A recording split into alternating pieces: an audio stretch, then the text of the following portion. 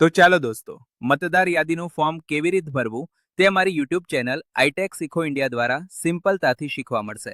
તો ચાલો મિત્રો, હવે સ્ટેપ બાય સ્ટેપ ફોર્મ ભરીશું. સૌપ્રથમ આપને જન્મદિવસની તારીખ, ડેટ ઓફ બર્થ, મતદારનો Aadhaar card number, mobile number, પિતાનું નામ, ફાધર નેમ, પિતાનો ચૂંટણી કાર્ડ નંબર, માતાનું નામ, માતાનો ચૂંટણી કાર્ડ નંબર, જીવનસાથીનું નામ અર્થાત લાઈફ પાર્ટનર નેમ અને જીવનસાથીનું ચૂંટણી કાર્ડ નંબર. અહીં સુધી ઘણા લોકો ફોર્મ સરળતાથી ભરી લે છે, પરંતુ પછીની સ્ટેપમાં બધાને ખરેખર મુશ્કેલી ઊભી થાય છે.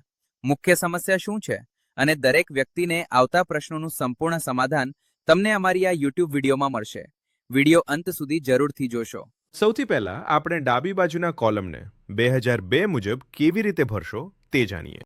સૌપ્રથમ મતદાતાનું નામ, ત્યારબાદ ચૂંટણી કાર્ડ નંબર, માતા પિતાનું નામ, માતા પિતા ભાઈન બહેન પત્ની, જિલ્લો જે તમારે લાગુ પડતો હોય તે, રાજ્યનું નામ ગુજરાત. મુખ્ય સમસ્યા અહીંથી સમજો. જો તમારી ઉંમર 40 વર્ષ કરતાં વધુ હોય તો તમને ડાબી બાજુનું ખાનું ભરવાનું છે અને જમણી બાજુનું ખાનું ખાલી રાખવાનું છે. એક જ ખાનું ભરવાનું હોય છે. જો ડાબી બાજુનું ભરો તો જમણી બાજુનું ન ભરો, અને જો જમણી બાજુનું ભરો તો ડાબી બાજુનું ખાલી રાખો.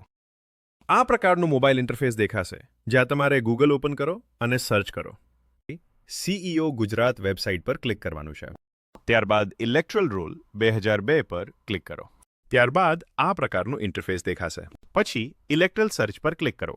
ત્યારબાદ આ પ્રકારનું ઇન્ટરફેસ દેખાશે, જ્યાં તમારે સ્ક્રોલ અને ઝૂમ કરી ભાષા પસંદ કરો. ત્યારબાદ આ પ્રકારની ગુજરાતી ભાષા પસંદ કરો.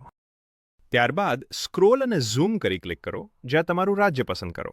આટલું થઈ ગયા પછી તમારે ડાબી બાજુ ચૂંટણી કાર્ડ નંબર લખો. ત્યારબાદ કેપ્ચા કોડ લખી ક્લિક કરો, જ્યાં તમને મતદાર યાદી જોવા મળશે, જ્યાં તમારે વિધાનસભા મત વિભાગ નામ, વિધાનસભા મત વિભાગ નંબર, ભાગ નંબર અને અનુક્રમ નંબર તમારા મતદાર ફોર્મમાં સરળતાથી ભરી શકો છો. હવે જો મિત્રો અમારો વિડીયો ઇન્ફોર્મેટિવ લાગ્યો હોય તો અમારી યુટ્યુબ ચેનલ આઈટેક શીખો ઇન્ડિયાને સબસ્ક્રાઇબ અને લાઇક કરવાનું ના ભૂલતા.